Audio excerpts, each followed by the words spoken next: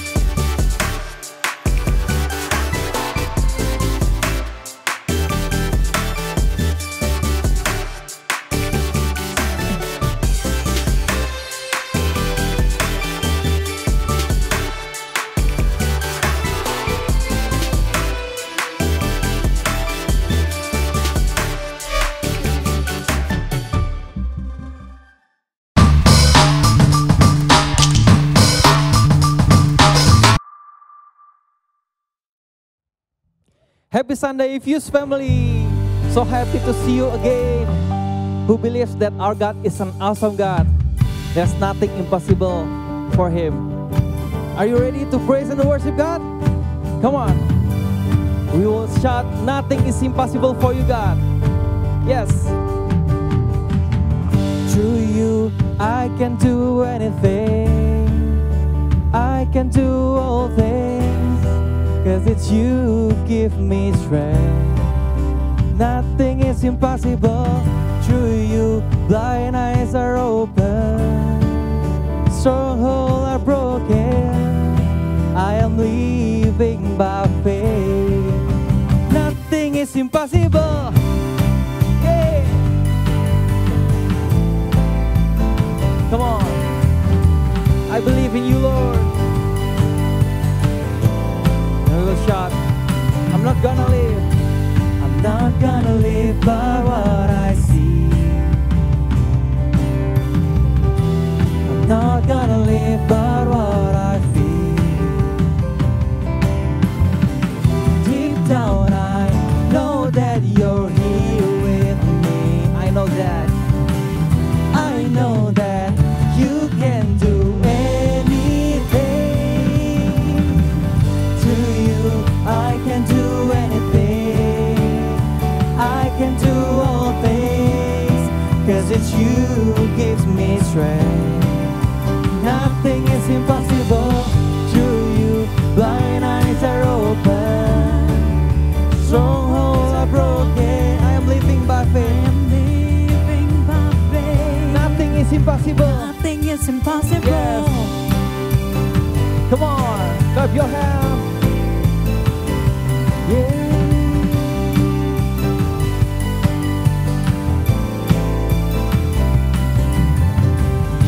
I'm not gonna live by what I see. I'm not gonna live by what I feel. Deep down I know that you're here with me. I know that.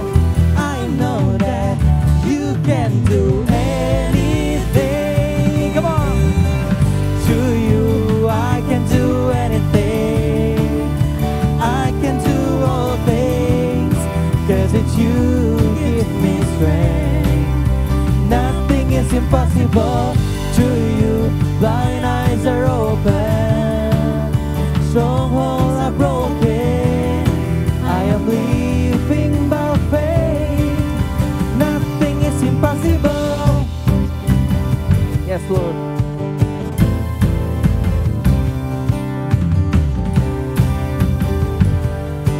Yeah, I believe, I believe, I believe, I believe, I believe, I believe in you.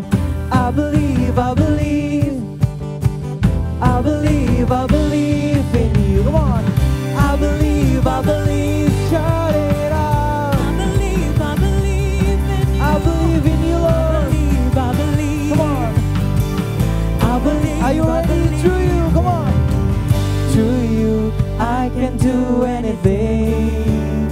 I can do all things, 'cause it's you gives me strength. Nothing is impossible. Through you, blind eyes are open, strongholds are broken. I am living by faith. Nothing is impossible. Through you, I can do anything.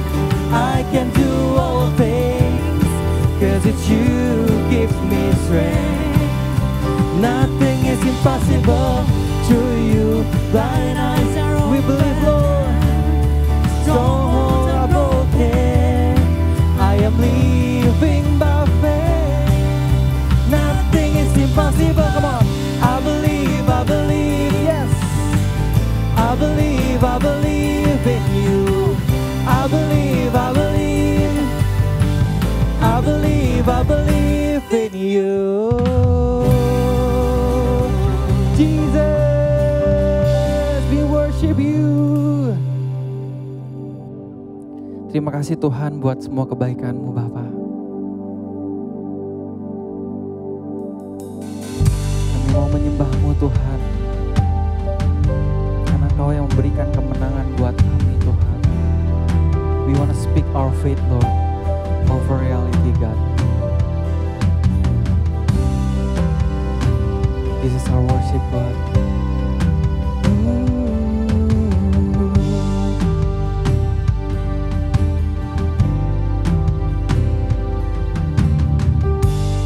Ku menyembah dalam kudus hadirat-Mu, hampiri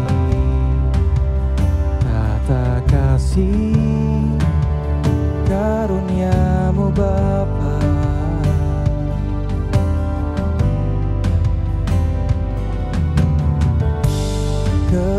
Kekuatanku hanya dalam hadirat-Mu, Yesusku. Hanya Kaulah segalanya.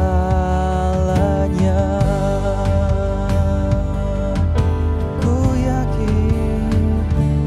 yakin Kau hadir di sini. Ku rasakan kuasa yang tak terbatas. Ku yakin Kau nyata di sini. Kemenangan terjadi di sini. Oh, thank you, Lord. We worship you, Lord Jesus. Come on, sing it. Ku menyembah dalam kudus hadirat-Mu, hampiri tata kasih karunia-Mu Bapa.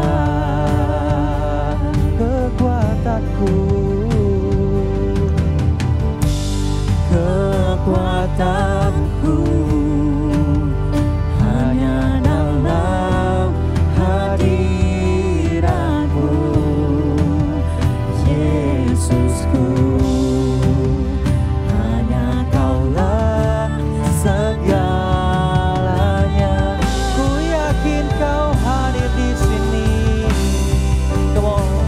Ku yakin Kau hadir di sini.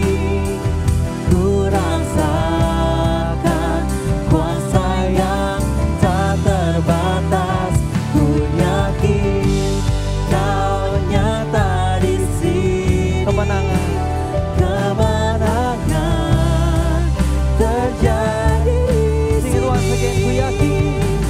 Ku yakin Kau hadir di sini. Ku rasakan kuasa yang tak terbatas. Ku yakin Kau nyata di sini. Kemenangan terjadi di sini. Segenap jiwaku memuji-Mu. Sungguh besar Kau Yesusku. Segenap hatiku menyembah-Mu. Kau besar, Kau besar. Segenap jiwaku memuji-Mu. Sungguh besar Kau Yesusku. Segenap hatiku menyembah-Mu. Kau besar, Kau besar. Kau besar, Kau besar.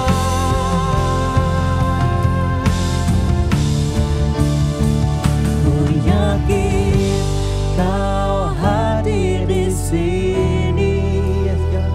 Ku rasakan kuasa yang tak terbatas. Ku yakin Kau nyata di sini. Kemenangan terjadi di sini. Ku yakin Kau hadir di sini. Ku rasakan kuasa yang tak terbatas. Ku yakin Kau nyata di sini. Kemenangan terjadi di sini. Ku yakin Yes Lord. Hadir di sini. Ku rasakan kuasa yang tak terbatas. Ku yakin Kau nyata di sini. Kemenangan terjadi di sini. Kesembuhan terjadi di kelepasan terjadi di sini. We believe in You, Lord. Kemenangan terjadi di sini. You can do the impossible things, Lord. There's nothing impossible for You, God. We worship You. We praise You, Jesus. 'Cause You're God above all God. King above all King, Lord.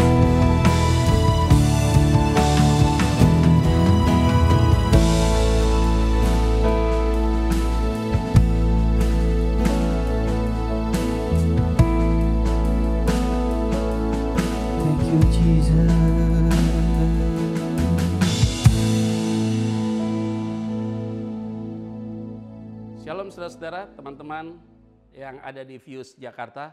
Terima kasih untuk JJ yang telah menghubungi saya untuk saya dapat memberikan sebuah perenungan firman Tuhan secara khusus untuk saudara-saudara sekalian. Dan saya tahu bahwa di tengah situasi hari-hari ini kita harus punya keteguhan hati karena kita sudah lewati fase-fase hidup yang luar biasa.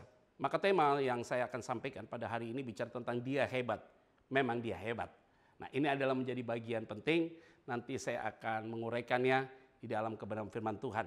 Sekali lagi saya mengucapkan terima kasih untuk seluruh pengurus Fuse Jakarta. Nah, sebelumnya mari kita bersatu dalam doa. Tuhan, terima kasih untuk kesempatan indah pada hari ini, di dalam momen ini, pada online ini, hamba-Mu bisa berdiri untuk menyampaikan isi hati Tuhan bagi setiap members partisipan di Fuse Jakarta ataupun juga dengan teman-teman yang setia mengikuti ibadah online ini. Oleh karena itu siapapun kami yang telah menyiapkan hatinya siap diberkati oleh Tuhan.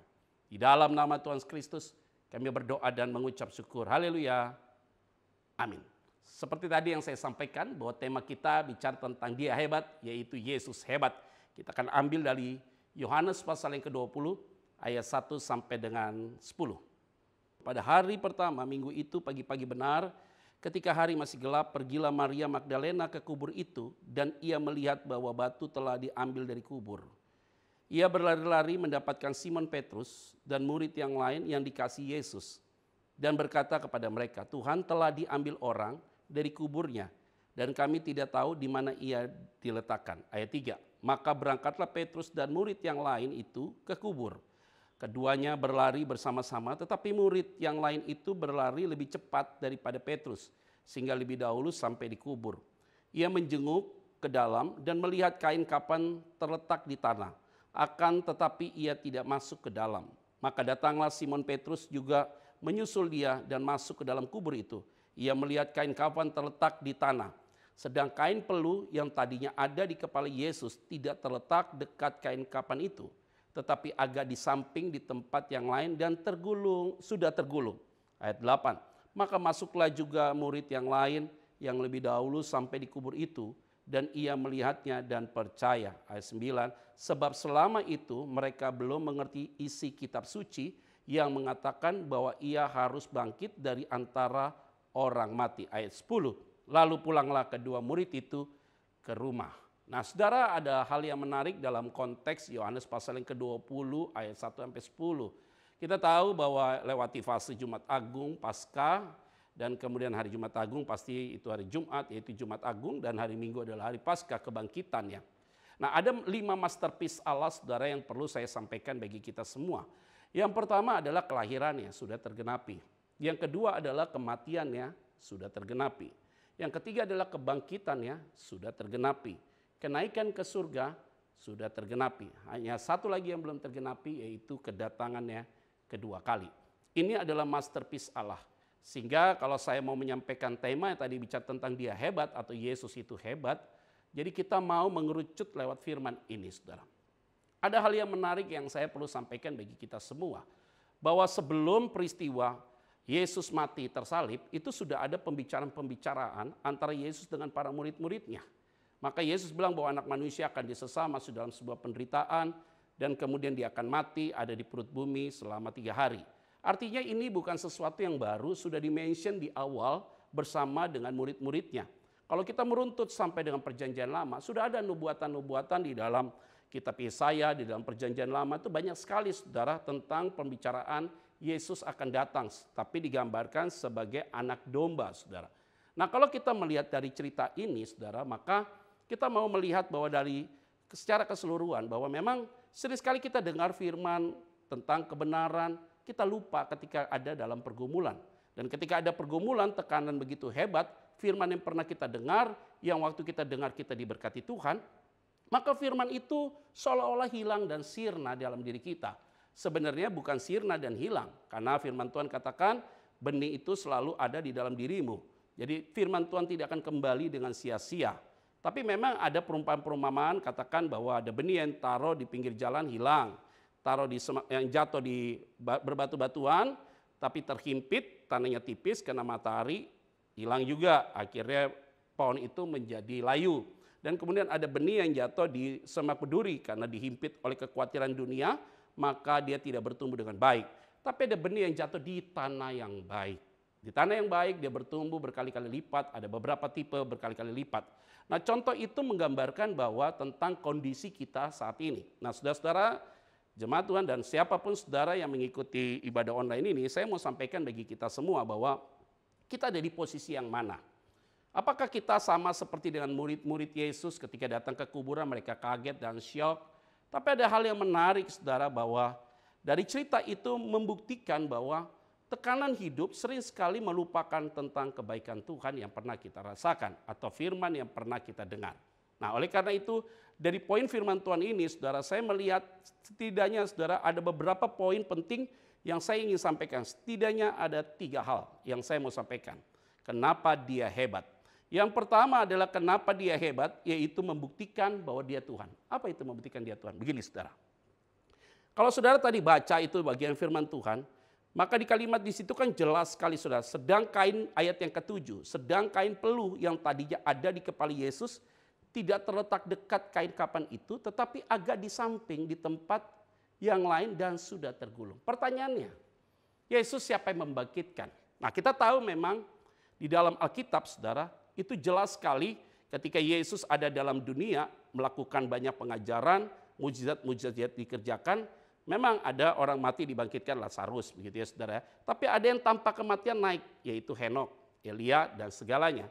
Nah, ini adalah satu contoh saudara sebagai sebuah gambaran nyata bahwa nanti pasti ada peristiwa ketika nanti Yesus datang kedua kali, maka kita diubah dalam sekejap mata, ada yang terangkat. Jadi nggak perlu panik. Karena pernah terjadi peristiwa itu dengan Henok dan Elia. Ini adalah cerita-cerita saudara yang menjadi satu gambaran untuk melihat ke depan apa yang terjadi. Nah, kalau kita melihat di situ saudara, ingat baik-baik. Orang mati dibangkitkan oleh Yesus. Tapi Yesus mati tidak dibangkitkan oleh siapapun, tapi dia membangkitkan dirinya sendiri. Ada kalimat yang penting di ayat yang ke-7, yaitu dia menggulung kain kafan itu. Ini adalah hal yang menarik sekali saudara. Jadi kebangkitan Kristus itu saudara adalah cerita yang sudah disampaikan sebelumnya. Artinya ada time limitnya. Dia hanya 3 hari saja kok, maka dia akan bangkit sebagai Tuhan. Nah, karena dia adalah Tuhan, maka dia bisa mengerjakan segala sesuatu. Dia hebat sekali saudara. Maka tidak ada satu orang pun yang meragukan ketuhanan Yesus. Saya ulang sekali lagi ya. Tidak ada satu orang pun yang meragukan ketuhanan Yesus. Kendati banyak orang berkata Yesus itu adalah manusia. Memang secara teologis saudara akan terjadi perdebatan. Yesus itu adalah manusia 100%, tetapi juga dia Allah 100%. Itu berarti kalau digabung jadi 200%. Tetapi yang paling penting Allah datang sebagai manusia, human being, tetapi dalam diri Yesus ada sifat-sifat ilahi di dalamnya. Jadi ini adalah bagian yang penting. Kendati dia itu datang sebagai manusia, dicobai, dia tidak jatuh dalam dosa. Dan saudara-saudara yang saya mau sampaikan, membuktikan dia Tuhan. Apa buktinya? Banyak faktor saudara. Waktu dia mati di atas kayu salib, yang menarik apa? Terjadi gempa bumi yang hebat. Dan akhirnya orang-orang yang ada di situ berkata apa? Sungguh dia ini adalah anak Allah. Itu pengakuan dari serdadu yang ada di bawah yang menyaksikan kematian Yesus. Jadi mereka mengatakan demikian karena Yesus katakan Eloi, Eloi lama sabatani. Jadi mereka katakan dia manggil Elia. Tapi sesungguhnya dia melihat bahwa ada kuasa Tuhan ada di dalamnya. Terjadi gempa bumi, bait Allah terbelah 2, saudara. Kenapa bait Allah harus terbelah 2? Ini menarik sekali, saudara. Karena selama ini, saudara, bahwa bait Allah itu dicemari, saudara. Mereka hanya masuk dalam ibadah-ibadah agamawi saja, saudara. Yang sifatnya hanya teoritis, yang sifatnya hanya tradisi. Datang ke bait Allah, bawa persembahan, dipercantik bait Allah itu segala macam. Tapi mereka tidak punya hati yang ada di situ, saudara. Mereka sungguh-sungguh tidak mengalami kebaikan Tuhan di dalam bait Allah itu. Sehingga bait Allah itu dicemari. Masih ingat cerita tentang banyak orang yang berjualan di pelataran bait Allah. Ada money changer karena penukar uang ada di situ. Ada yang jual kambing domba. Dan kemudian ada juga di situ burung merpati yang dijual di situ dan segala macam. Maka Yesus waktu datang itu mencabuk itu, mengusir orang-orang di situ. Dia bilang, jangan engkau mencemari bait Allah ini. Nah kalau kita lihat dengan peristiwa yang terjadi hari-hari ini, nyaris gereja tertutup. Tidak ada kegiatan gereja yang sifatnya adalah rutinitas, saudara. di gedung gereja yang besar, dengan fasilitas yang mewah, lighting yang oke, sound system yang oke. Dan ternyata itu semua akhirnya selama hampir lebih 1 tahun lebih ini saudara, nyaris tempat itu tidak digunakan. Saudara bisa bayangkan saudara, kalau rumah aja kita tidak tinggal, aduh rumah itu pengap, bau, dan kemudian sepertinya tidak ada roh saudara, tidak ada kehidupan di dalamnya. Bayangin kalau gereja yang besar dengan fasilitas orang yang bisa gereja 5.000, 1.000, 10.000 orang saudara, gereja itu bau seperti apa, apalagi kalau lantainya itu karpet. Dan hari ini Tuhan itu sedang mengajarkan kita tidak boleh ada dalam sebuah tradisi itu, agamawi sekali saudara. Maka kalau membuktikan dia Tuhan, dia mau supaya kita fokus kepada dia secara pribadi.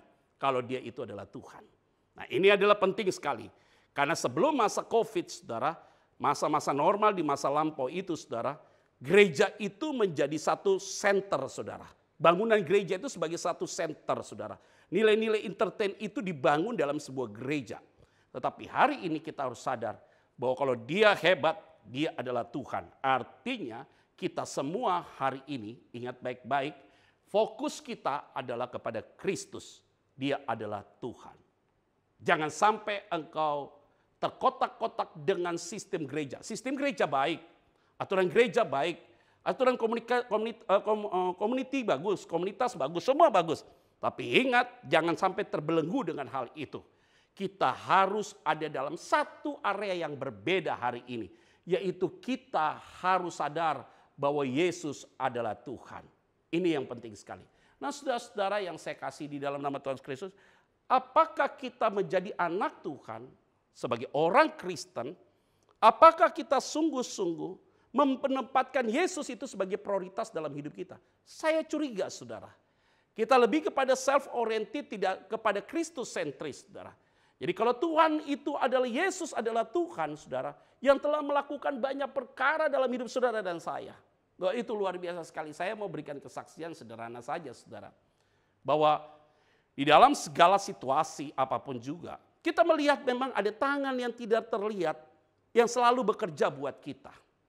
Pemeliharaan Tuhan selalu ada, perlindungan Tuhan selalu ada, penjagaan Tuhan begitu apik bagi kita semua. Dan dia Tuhan saudara. Dan sampai hari ini tetap ada pemeliharaan Tuhan. Di tengah-tengah masa pandemi seperti ini, mungkin saudara sedang mengalami goncangan secara ekonomi dan segala macam. Engkau sedang berjuang sebagai jiwa yang entrepreneur, jiwa yang punya inovasi, kreatif dan segala macam. Ketika engkau sedang memulai sebuah usaha, ternyata waktu engkau memulai masa pandemi terjadi. Sedangkan duit sudah keluar banyak saudara. Dan akhirnya saudara benar-benar menjadi pasif, sedangkan saudara sudah spend money begitu luar biasa sekali. Mungkin saudara ada di dalam satu komunitas gereja dan segala macam, sudah banyak biaya engkau keluarkan, dan engkau harus membayar dan segala macam, dan saudara jadi masalah penting. Nah hari ini kita sedang diingatkan Tuhan, yaitu bahwa dia adalah Tuhan. Kurang apa lagi saudara? Engkau masih meragukan kuasa dia. Kalau dia bukan Tuhan, maka tidak ada peristiwa di atas kayu salib. Ketika Yesus ada di atas kayu salib saudara, dia bilang, Eloi, Eloi lama sabatani, Allahku, Allahku, kenapa engkau meninggalkan aku? Kenapa Yesus di atas kayu salib, dia tidak berkata, Bapa, Bapa, kenapa engkau tinggalkan aku? Tapi kenapa dia bilang, Eloi, Allahku, kenapa demikian? Karena dia memposisikan dirinya sebagai manusia yang menanggung dosa saudara. Dia tidak memposisikan sebagai anak, maka dia menyebutnya adalah Allahku. Karena Allah itu adalah kudus, maka Yesus sedang menanggung dosamu. Maka dia yang tidak mengenal dosa menjadi mengenal dosa karena saudara. Sehingga dia menanggung dosa kita. Maka kutuk ada dalam diri dia pada saat itu saudara. Maka ketika itu peristiwa, dia melihat Allah itu datang. Tapi Allah itu tidak menghampiri dia. Karena dia sedang menanggung dosa saudara. Karena Allah kudus. Dan Yesus pada saat itu dicemari oleh dosa saudara dan dosa saya. Nah, ingat yang baik, yang menarik saudara. Dan ketika Yesus ada di atas kayu salib, dia bilang, kepadamu aku serahkan. Menyatakan bahwa dia adalah membuktikan dia telah melakukan tuntas, saudara. Apa yang dikerjakan dia di dalam dunia. Sebagai visi Allah Bapa yang dia harus kerjakan dalam dunia. Maka dia katakan sudah selesai. Tetelestai. Sudah lunas. Habis. Itu membuktikan bahwa dia adalah Tuhan. Dan pada hari yang ketiga dia bangkit. membuktikan Tuhan. Apa artinya? Kalau dia Tuhan, maka ada kemenangan dalam hidupmu. Dia hebat sekali. Engkau sebagai anak yang menjadi anak pilihannya. Sehingga kita disebut sebagai pemenang. Roh yang ada dalam dirimu lebih besar daripada dunia ini. Maka engkau tahu persis bahwa dia adalah Tuhan. Dia adalah Tuhan yang hebat. Yang membuat dirimu hari ini hebat. Yang membuat dirimu berdampak bagi banyak orang. Yang membuat dirimu selalu melakukan sesuatu yang terbaik. Kenapa demikian? Karena dia Tuhan.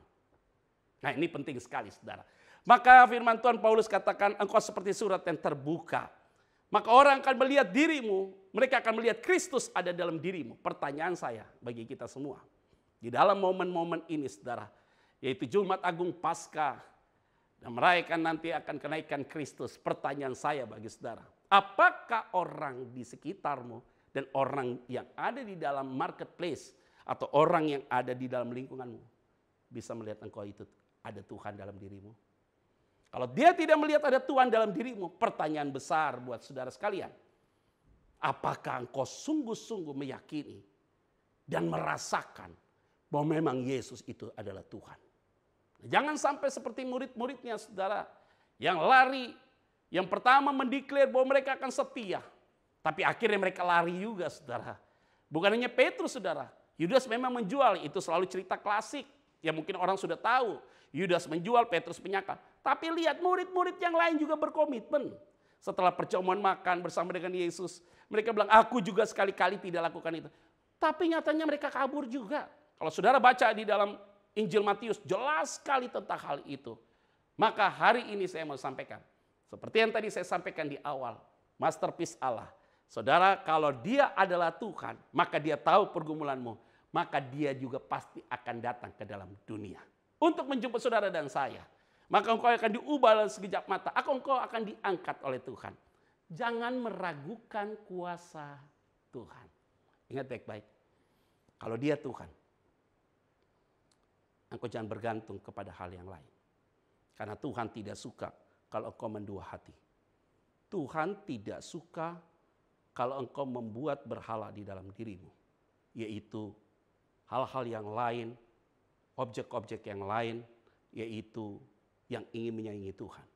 Jangan percaya kepada apapun juga, saudara. Percayalah kepada Tuhan dengan segenap hatimu. Maka di saat itulah engkau mengakui bahwa dia adalah Tuhan. Nah, saudara-saudara yang saya kasih di dalam nama Tuhan Kristus, memang ada ketidaklaziman, saudara. Ketika Yesus lahir itu, datang ke dalam dunia lahir, dia pinjam rahim dari Maria dan segala macam. Kalau kita lihat cerita-cerita itu begitu luar biasa sekali. Ketika Yesus di usia 12 tahun dia pergi ke bait Allah dan ibunya bapaknya bertanya, kenapa kamu pergi itu? Karena aku pergi ke rumah bapakku.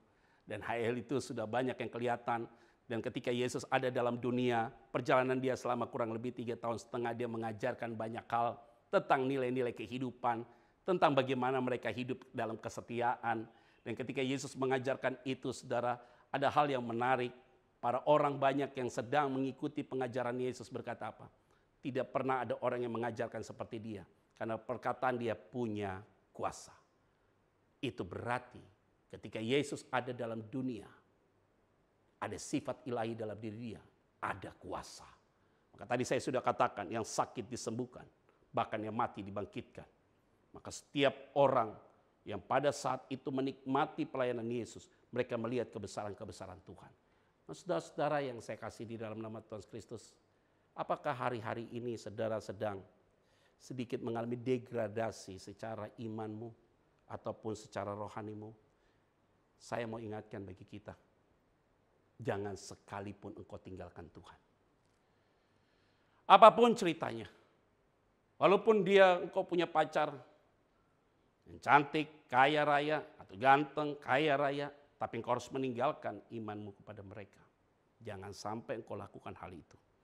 Atau masalah dengan uang seperak, 2 perak, engkau berani menggadaikan Yesus dalam dirimu. Ini paling bahaya sekali, saudara. Saya mau sampaikan, hidup dalam dunia ini sebentar. Maka kita harus sadar persis bahwa tidak ada hal yang membuat kita ragu bahwa dia adalah Tuhan. Maka kalau dia adalah Tuhan, maka pantaslah tema ini. Dia hebat dan dia sungguh hebat.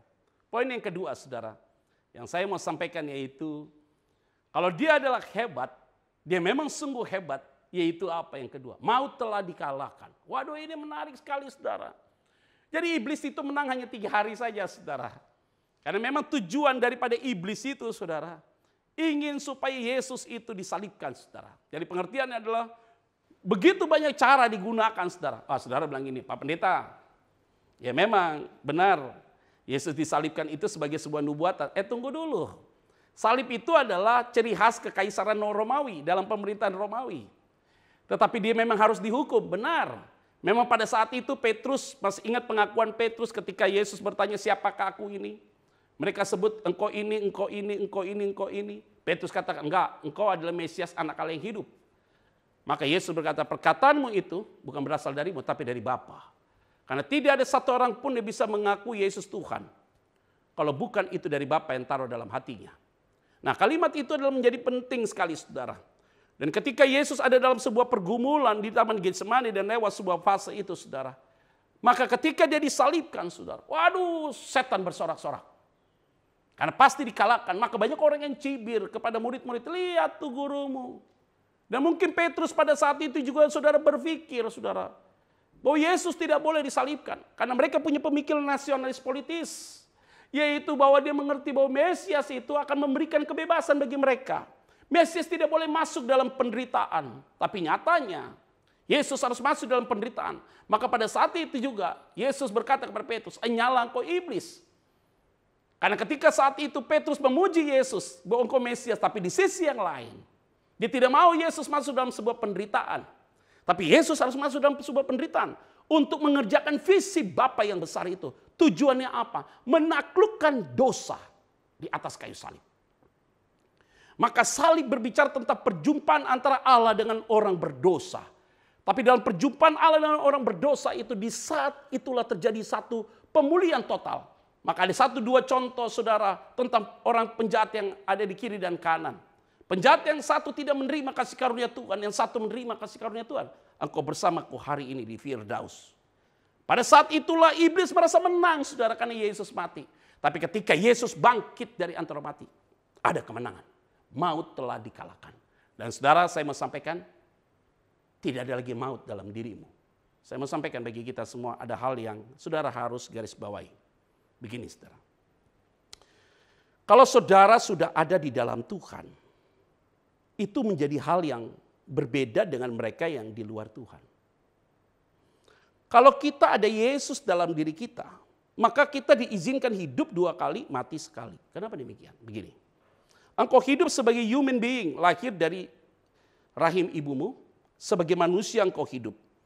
Tapi ketika engkau mengalami perjumpaan dengan Tuhan, maka rohmu itu sudah diubah menjadi roh yang dimerdekakan oleh Tuhan. Maka statusmu adalah menjadi orang benar. Karena kenapa? Engkau sudah mengalami pemulihan daripada Tuhan. Karena statusmu itu orang benar, engkau telah dipulihkan oleh Tuhan, menjadi anak pilihannya. Maka tapi engkau ini terdiri darah dan daging.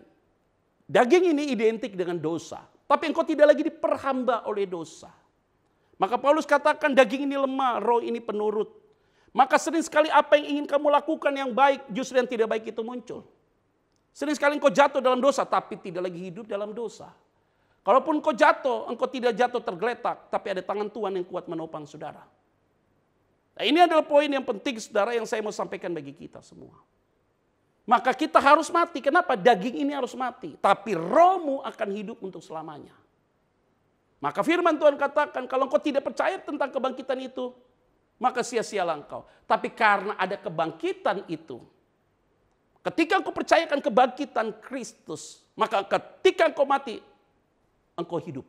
Itu adalah janji firman Tuhan.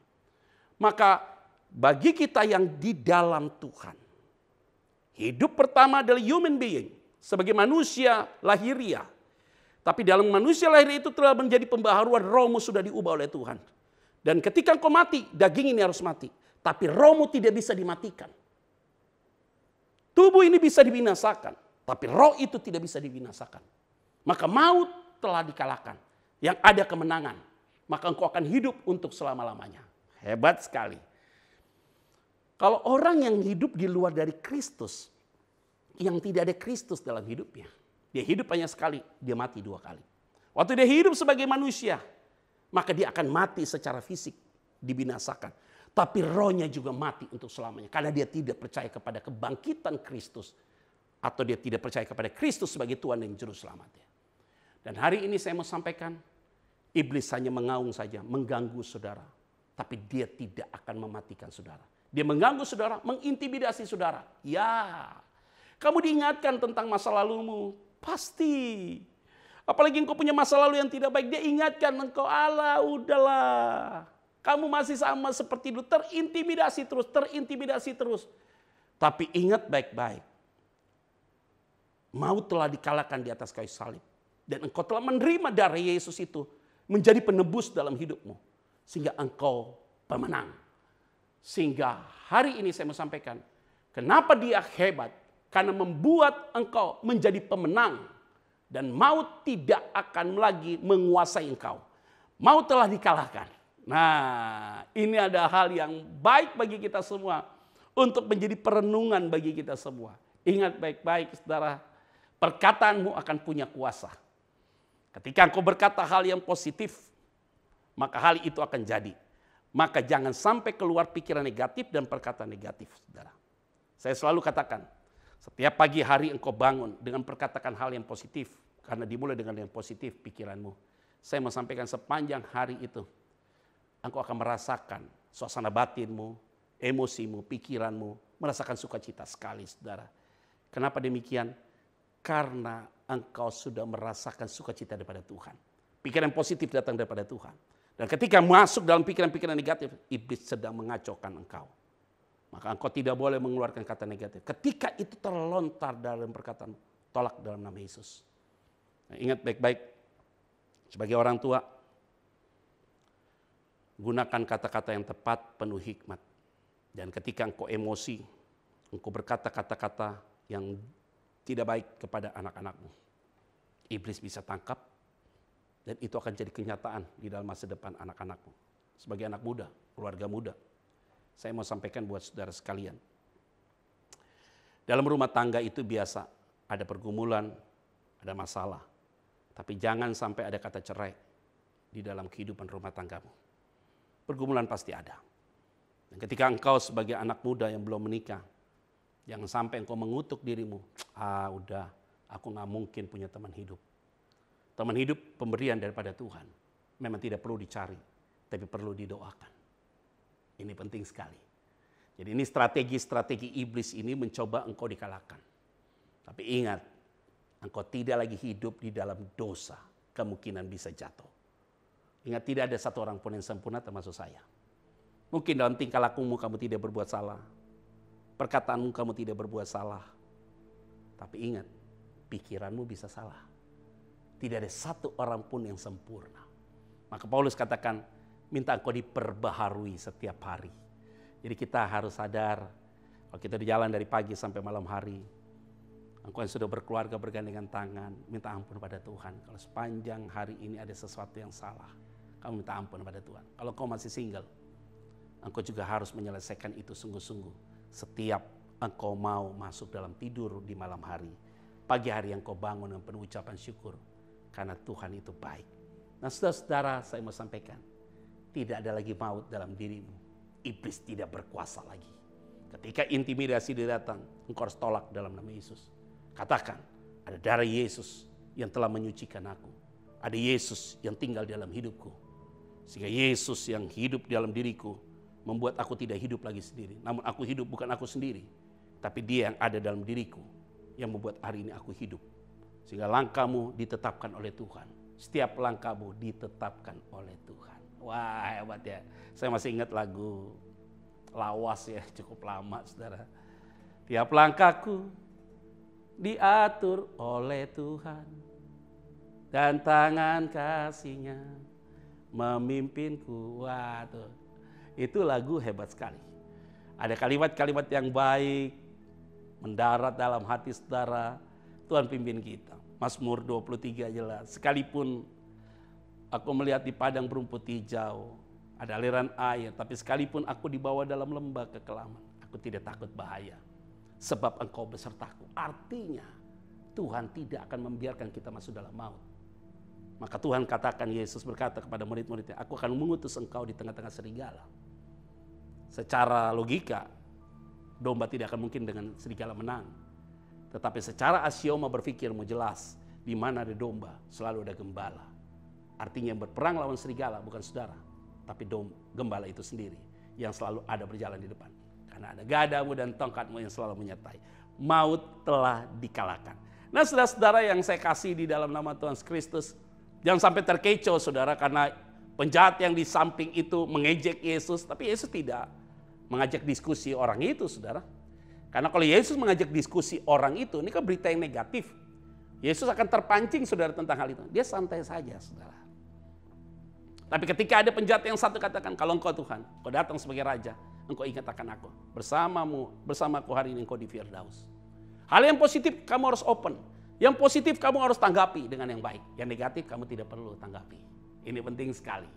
Maka ketika Yesus dicobai ketika dia berpuasa oleh iblis, ditawarkan tentang dunia, dia tidak tergiur. Suruh lompatkan dirinya karena malaikat akan menjaga. Hati-hati lo, iblis juga tahu firman lo. Dia tidak mau pusing juga. Tapi kalimatnya, sebab ada tertulis, jangan engkau mencobai Tuhan Allahmu. Aduh, itu kalimat yang hebat sekali. Maka hari ini saudara, kalau dia hebat, Yesus itu hebat dalam dirimu, cintailah firman Tuhan. Sehingga firman itu tinggal dalam dirimu. Sehingga setiap apa yang kau lakukan, engkau ingat firman yang akan memerdekakan engkau, yang memberikan jawaban dalam dirimu. Sehingga firman itulah yang akan menuntun engkau. Bukan karena logikamu dan pintar bicaramu, tidak. Tapi karena engkau suka merenungkan firman Tuhan. Maka Mazmur 1, engkau seperti ada di tepi aliran air. Apapun yang kau perbuat pasti berhasil. Dalam Yosua katakan, ketika engkau merenungkan Taurat Tuhan siang dan malam, maka hidupmu akan berhasil. Tempat di mana engkau injak, tempat itu pasti akan diberkati oleh Tuhan. Nah, saudara-saudara yang saya kasihi di dalam nama Tuhan Kristus, poin ini menjadi poin yang penting, saudara. Untuk saudara memaknai lebih dalam lagi tentang arti hidup ini. Bahwa maut telah dikalahkan. Dan poin yang terakhir saudara, yaitu kalau dia hebat. Yang pertama dia adalah Tuhan. Maka dia hebat. Yang kedua, maut telah dikalahkan oleh dia secara final, mutlak. Kebangkitannya memberikan kemenangan secara mutlak saudara. Bukan setengah-setengah, mutlak. Dan yang terakhir adalah setiap keraguan kita digantikan dengan kepastian. Jadi ketika kita ragu, digantikan dengan kepastian. Maka Yesus melakukan banyak penampakan diri kepada para murid-muridnya, saudara. Begitu banyak dia menampakkan diri kepada para murid dan para rasul. Kata Paulus, akulah rasul yang paling terakhir, yang terhina ini. Dan dia menampakkan diri juga kepada saudara. Hal yang indah sekali untuk hal ini, saudara. Dalam keraguanmu, dia memberikan kepastian karena dia adalah hebat dalam dirimu. Oleh karena itu saya mau sampaikan, tidak ada lagi yang ragu saudara tentang kuasa Tuhan. Dia memberikan kepastian buat saudara. Hari ini saya mau ingatkan bagi kita semua. Siapapun saudara mengikuti ibadah online hari ini,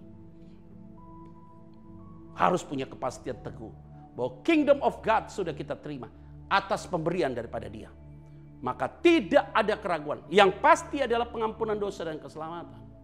Yakobus katakan kalau engkau mau hidup, mau berbisnis, mau lakukan apapun, kamu harus bertanya. Engkau boleh perencanaan apapun.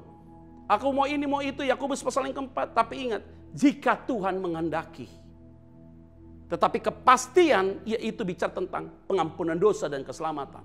Tapi hidup kita tiap hari, kita harus bertanya kepada Tuhan. Jika Tuhan menghendaki. Yang paling bahaya adalah orang Kristen, dikit-dikit pasti. Besok janjian yuk kita ketemu di salah satu tempat, jam berapa? Jam 12 siang.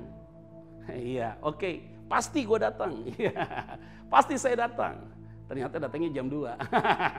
Pasti tapi nggak on time gitu loh saudara. Kalau kita lihat saudara-saudara kita sepupu, kalau ditanya besok datangnya, dia bilang apa? Jika Tuhan menghendaki gitu ya. Ada bahasa mereka digunakan tapi diterjemahkannya jika Tuhan menghendaki. Itu lebih benar saudara. Karena hidup ini adalah mystery of God. Karena tidak ada satu orang pun yang tahu. Tapi kepastian pengampunan dosa, yes. Keselamatan, yes. Kingdom of God, yes, pasti.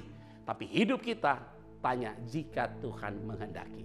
Nah saudara-saudara yang saya kasih di dalam nama Tuhan Kristus, biarlah kebenaran firman Tuhan pada hari ini sungguh-sungguh menguatkan dan mengingatkan kita, saudara, dalam momen-momen yang indah Jumat Agung, Paskah, dan kemudian masuk dalam kenaikan Kristus.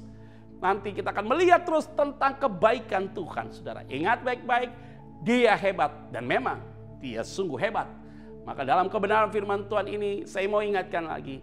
Yang pertama, Dia adalah Tuhan yang telah membuktikan banyak perkara besar. Yang kedua, maut telah dikalahkan.